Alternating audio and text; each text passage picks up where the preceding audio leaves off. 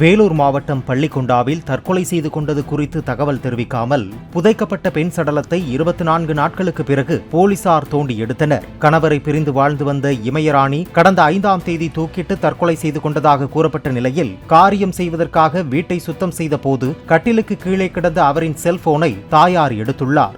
அதில் தனது சாவுக்கு பக்கத்து வீட்டைச் சேர்ந்த கார்த்திகேயன் 12 சவரன் நகையை வாங்கிக் கொண்டு தராததோடு அவமதிப்பு செய்ததே காரணம் என குரல் பதிவு செய்துள்ளார். இது குறித்து அவரது தாயார் அளித்த புகாரில் வருவாய்த்துறை அனுமதியோடு சடலம் தோண்டி எடுக்கப்பட்டது.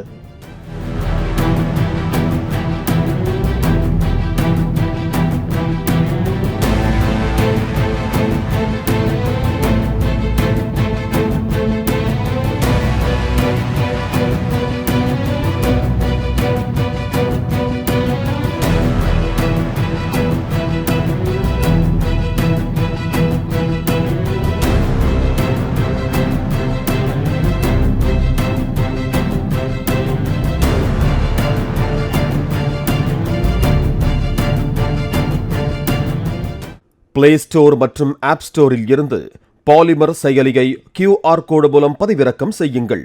செய்திகளை உடனுக்குடன் பெறுங்கள்.